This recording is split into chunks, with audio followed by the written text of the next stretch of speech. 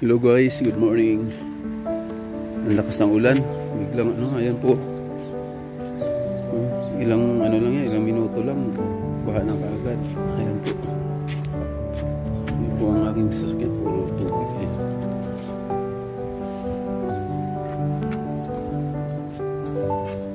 Grabe, baha na kaagad po. Ganito po sa Saudi pagka lamig. Yan po, tubig, grabe. Kunting ulan lang po yan. Ayan po. Ayan po, sobrang lamig ngayon. Ayan. Ang lakas ng ulan.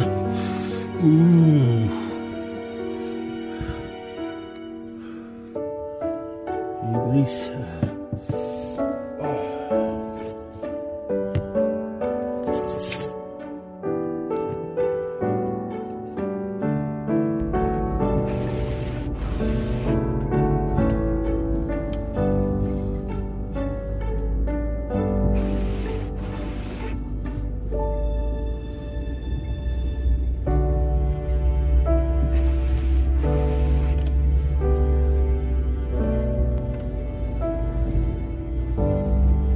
Yan, kunting ulan lang po yan guys, tingnan mo kalsada.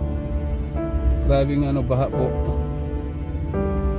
Ganito po dito sa Saudi pagka umula. Ayan kunting lang, kunting ulan lang po ang kalsada, tingnan mo naman, parang ilog na. Lang po yan, mga 15 minutes siguro. Ganito po dito sa Saudi Arabia. Minsan po ito, pag malakas ang ulan, mga 5 oras ng ulan dito, sigurado ito baha. Last year nagbaha dito Ito hanggang tuhod ang tubig dito guys, itong lugar na to. Yan, dyan sa Kasulian, puro tubig po yan.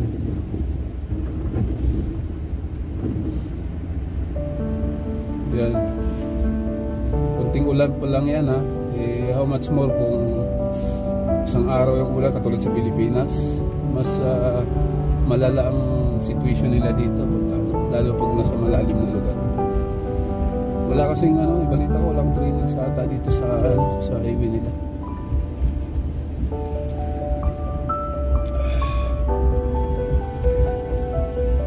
Going to work po ako guys at araw po ng Sunday, linggo ngayon. Ito po yung vlog ko sa araw na ito. Ulan sa Saudi.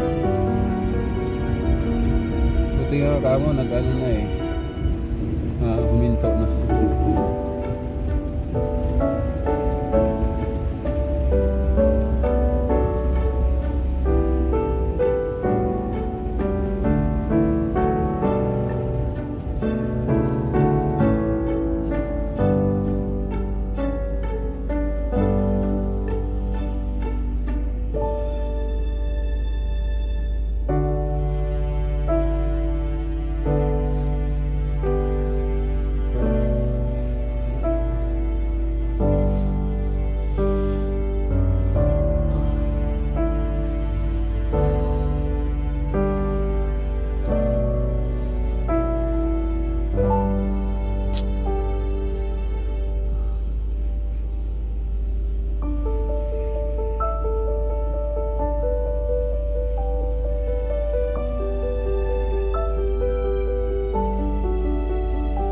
Sa traffic light po tayo guys. Umaga po lang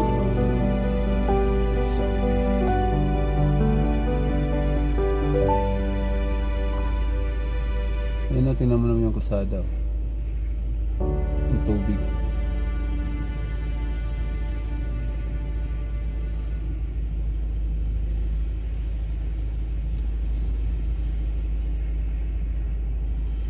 Happy holidays po sa inyong lahat dyan.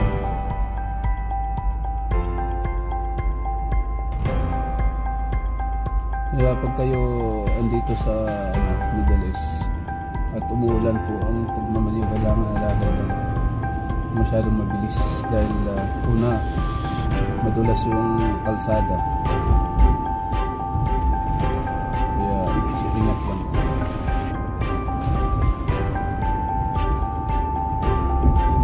maganda yung ulan dahil nababawasan po yung lamig. Iba pong lamig dito guys, malakas sakit sa balat. Freezing.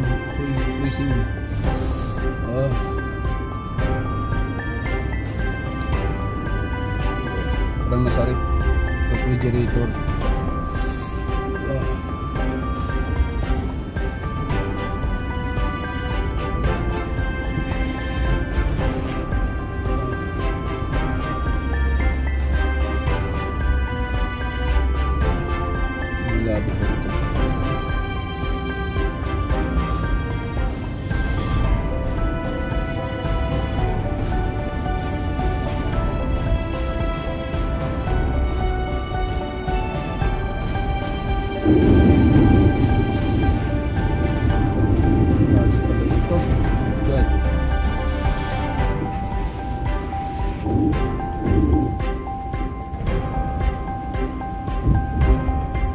Malalim pala yun. Kala ko siminto pa.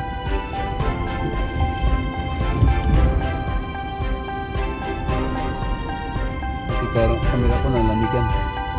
Lumalabo.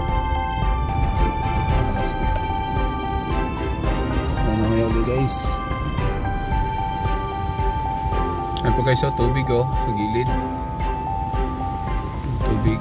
Yan, tubig. Tubig po yan. Parang ang kalsada nila parang ilog na. Yan. Ang dami tubig. Kunting lang yan ilang minutong ulan lang yan. Ayan. Ayan guys, ito po ang sitwasyon dito. Ayan, kalsada. Kunting ulan lang po yan. Hanggang doon po yan guys. Ilog na po.